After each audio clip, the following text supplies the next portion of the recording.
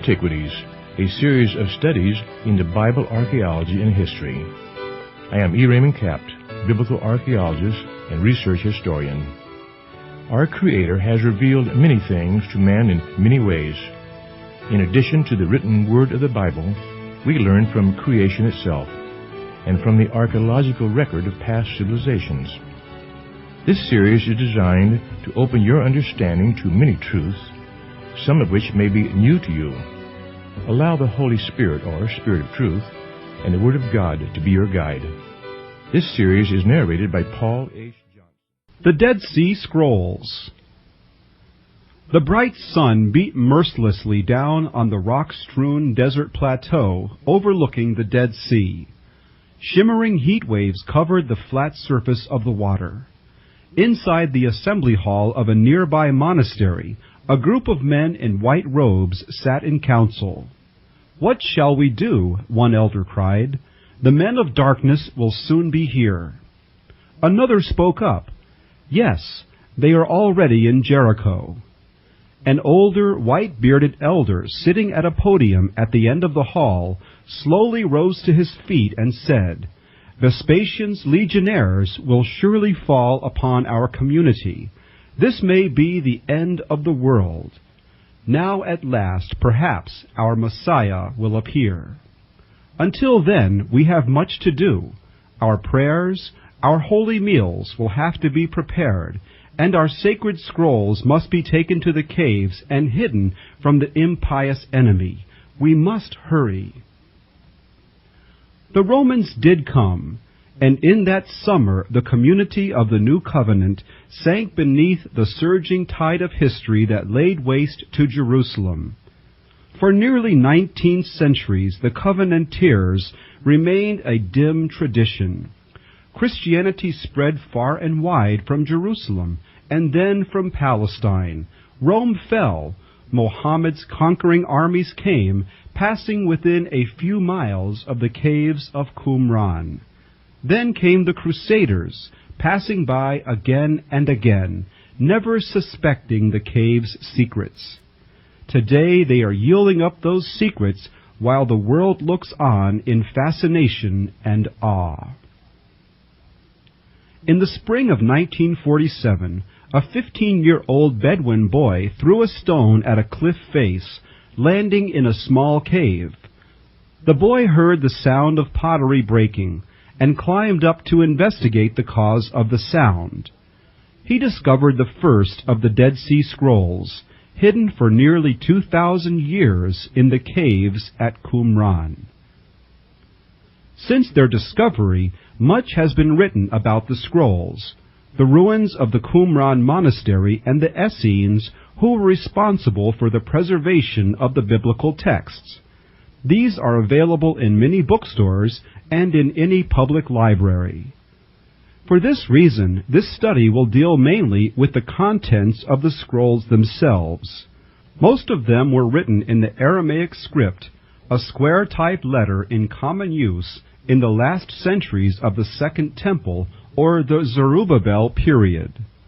This period started about 50 years after Solomon's temple was destroyed by the Babylonians. A few scrolls were found written in the Archaic or Paleo-Hebrew script in use around 1000 BC, and is a variant of the Phoenician script used during the First Temple period. The discovery of the scrolls caused biblical archaeologists to figuratively leap for joy when the news of the Dead Sea Scrolls spread. Valuable new information was now available in the field of Hebrew studies. More importantly, here was background material for the study of the Old Testament biblical text itself. Previous to the discovery of the Dead Sea Scrolls, the earliest dated manuscript of the Hebrew Old Testament was limited largely to the Masoretic text, known as Rabbinic Judaism. The oldest copy now extant is from about 900 AD. The finding of the scrolls provide us with a Hebrew text of Isaiah and other books of the Old Testament nearly 1,000 years older. Thus, we now have a text going back beyond several hands or translations in order to check the accuracy of it and possibly correct any errors in our present translations. The first cave discovered by the Bedouin boy is known today as Cave Number 1. A partial list of the manuscripts is as follows: a complete scroll of Isaiah, portions of another scroll of Isaiah, a commentary on the first 2 chapters of Habakkuk, a scroll now known as the Manual of Discipline, which describes admission into and membership of the Qumran community, a scroll of thanksgiving hymns or devotional poetry, rules for a war, real or spiritual, to occur in the last day or days. This is known as the War of the Sons of Light with the Sons of Darkness. A very fragile and brittle scroll which could not be opened before a long and careful treatment. It has now been identified as a Genesis Apocryphon. The Genesis Apocryphon contained an interesting account of the birth of Noah, new to Bible students. It also contained a colorful description of the beauty of Sarah, which brings to mind the 12th chapter of Genesis, where Abraham feared that Pharaoh would desire his wife as they approached Egypt. The actual translation of the appearance of Sarah is as follows: her skin was pure white. She had long and lovely hair. Her limbs were smooth and rounded, and her thighs were shapely. She had slender legs and small feet. Her hands were slim and long, and so were her fingers. Unfortunately, no description of Abraham appears in the scroll, but as Sarah's description is that of her racial attributes, we can conclude, since Abraham was a relative, he would have similar coloring and features. One of the scrolls from Cave Number 1 is known as the Manual of Discipline. The scroll indicated that a group of devout Hebrews had become dissatisfied with the official priesthood in Jerusalem and had moved out into the desert. There they called themselves the penitents of the desert and the true sons of Zadok, in reference to the foremost priestly family in the time of David, spoken of in 2 Samuel verse 17. This was the family Ezekiel had designated as the only legitimate priests. The Manual of Discipline scroll also contained 2 blessings for a Zadokite priest. The manuscript dates back from 100 to 75 BC, and a translation of the last 4 verses of the second blessing reads as follows: May the Lord bless you from his holy dwelling, and make for you a glorious adornment among the holy ones, and renew for you the covenant of everlasting priesthood, and grant you your place in the holy dwelling. And by what comes from your lips all princes of nations, may he grant you possession of the best of all choice things, and through you may he bless the purposes of all flesh.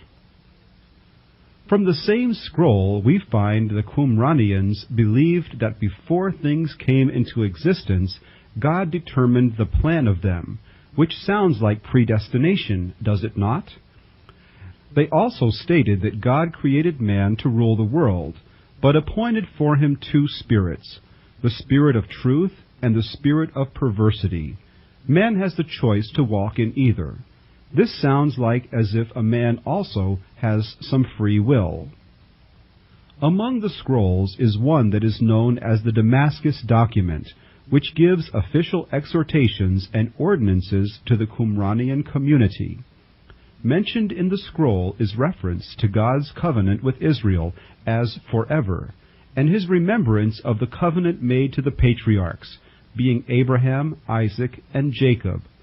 Also mention is made of the star that has journeyed out of Jacob and a scepter that is risen out of Israel.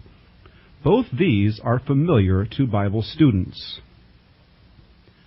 Perhaps the most important scroll in some respects is the complete scroll of Isaiah from Cave Number 1.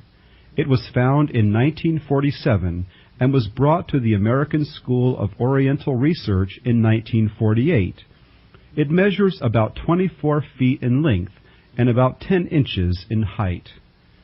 It consisted of 17 sheets of parchment sewn together and containing 54 columns. The writing is very clear and is considered rather beautiful. Paleographers, experts in ancient writings, have dated this to about 150 BC. The text of the Isaiah scroll can be said to be reasonably close to the Masoretic text of the Hebrew Old Testament from which our present-day Bible comes. There are, however, some important differences in details in many passages and hundreds of minor variations, such as in spelling and grammar. It is interesting to note that the Isaiah manuscript has been examined and corrected in antiquity. Corrections are often in the scribe's own handwriting, having copied the scroll, but occasionally in some other scribe's handwriting. In a nearby cave, number 4, was found copies of fragments of every book of the Old Testament except the book of Esther. This omission does seem to support those scholars who believe the book has no place in our Bible. However, there are other scholars who offer evidence to the contrary. Also in cave number 4 was found a commentary on the book of Habakkuk, as well as commentaries on other biblical books. These are by the Qumranians themselves, perhaps for guidance and teaching of newcomers to the community. In their commentaries, the method was to quote a passage and then to interpret it with a statement beginning with the word pishro, which means, the interpretation is. Such a work is called a pesher interpretation.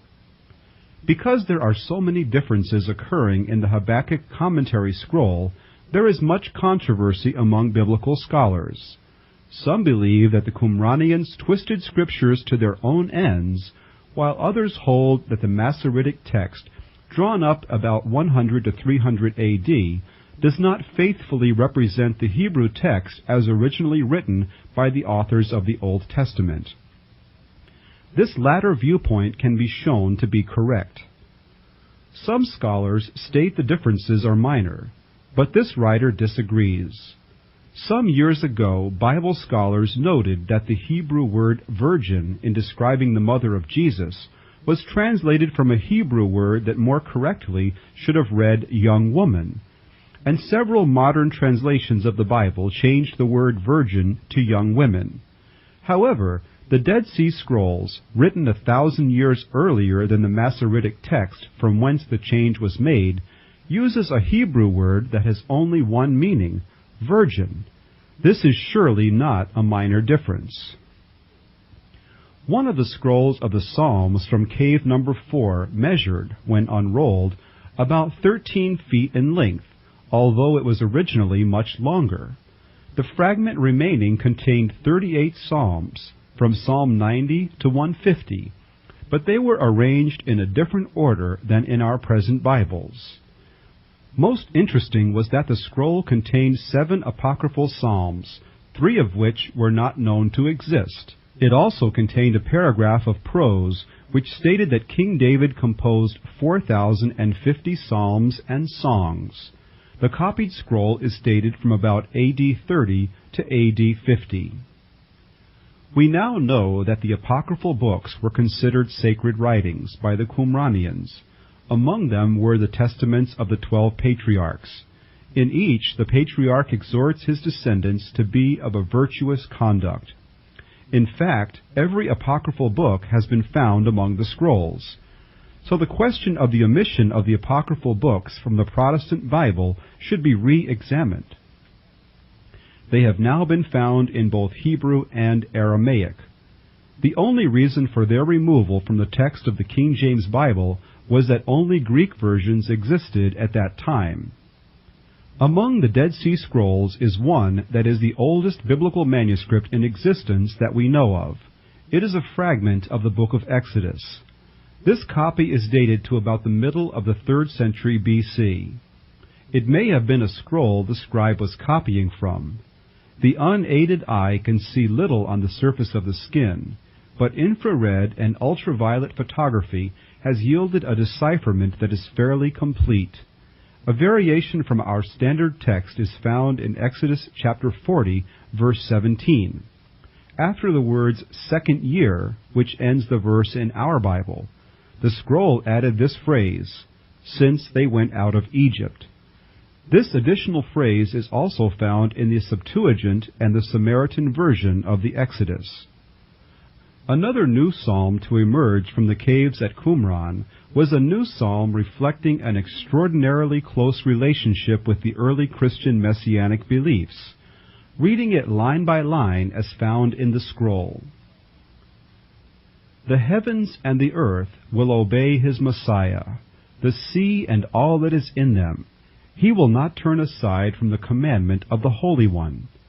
Take strength in his mighty work, all ye who seek the Lord. Will you not find the Lord in this, all ye who wait with hope in your hearts?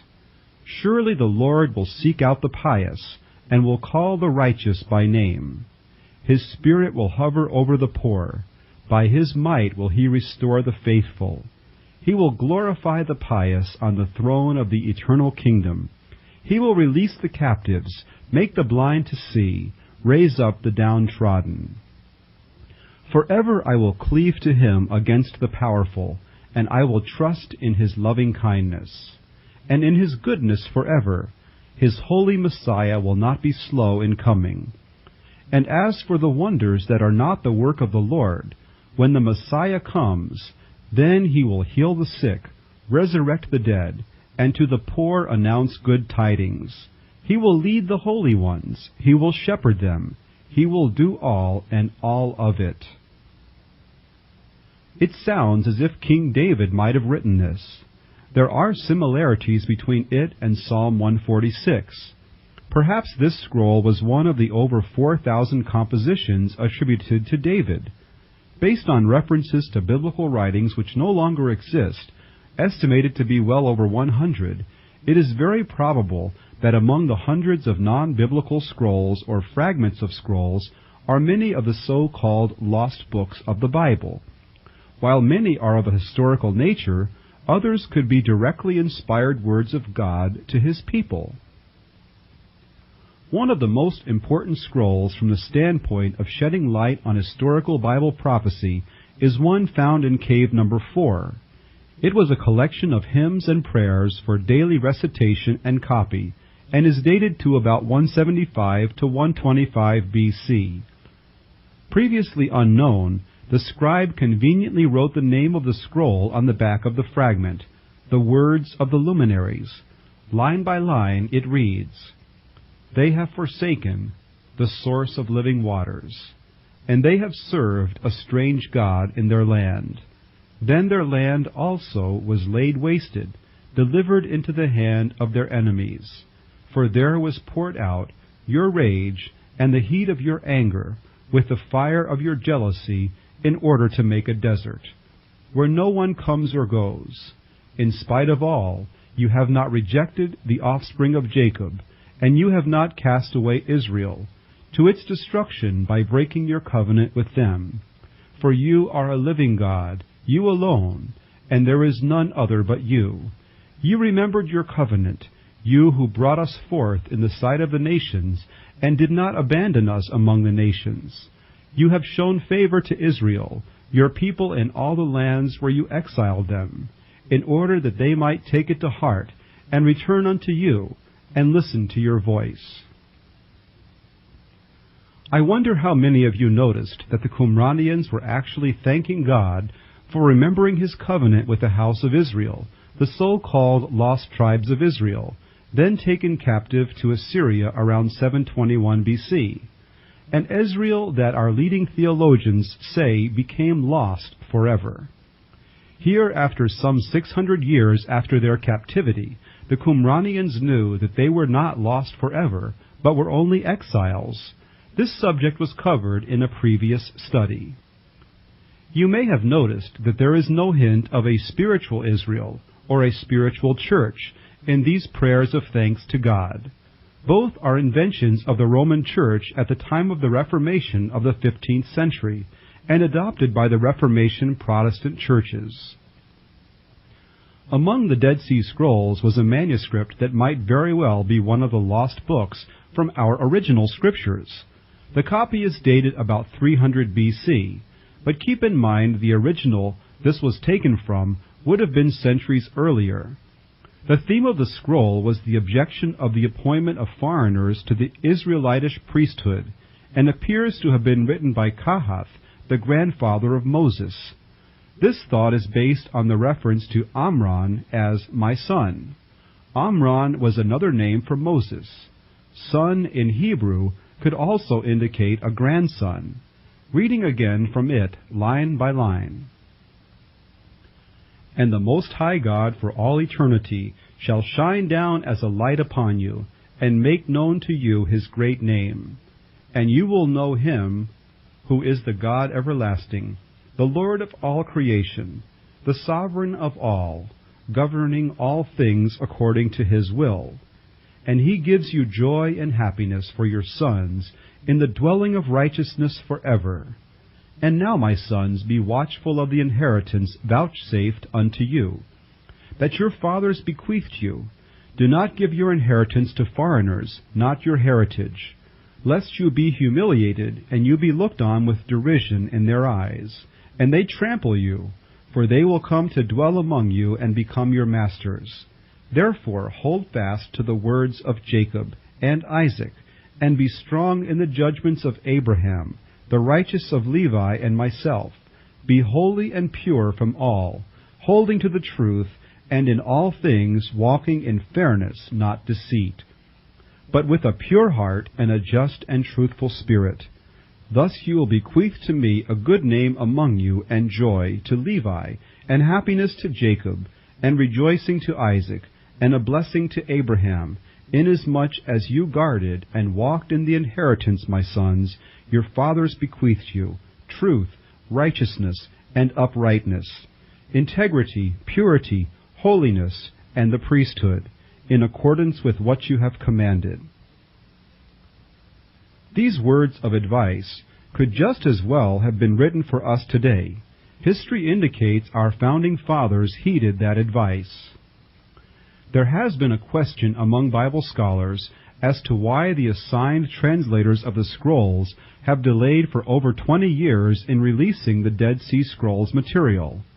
Most of the unpublished scrolls were assigned to Israeli translators, and one reason could be because the official position of the Israeli government, and perhaps also held by the translators, is that nowhere in the scrolls is found mention of Jesus Christ as the Son of God, Son of the Most High, or a crucified Messiah. They recognize the word Messiah is often found, but that would only refer to a king.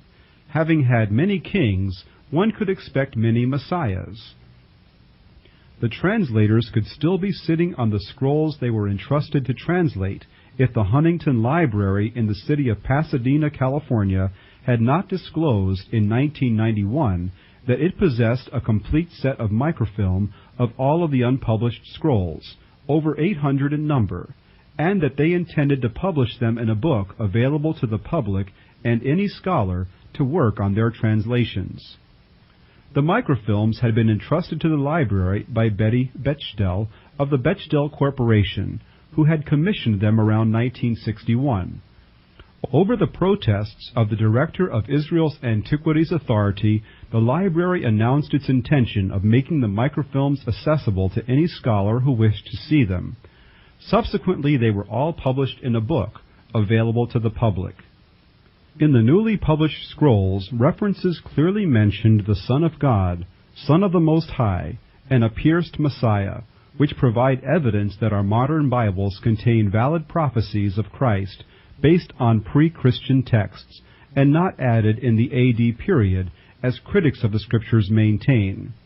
With that cat out of the bag, so to speak, the assigned translators have published their work and have given no reasons for their delay.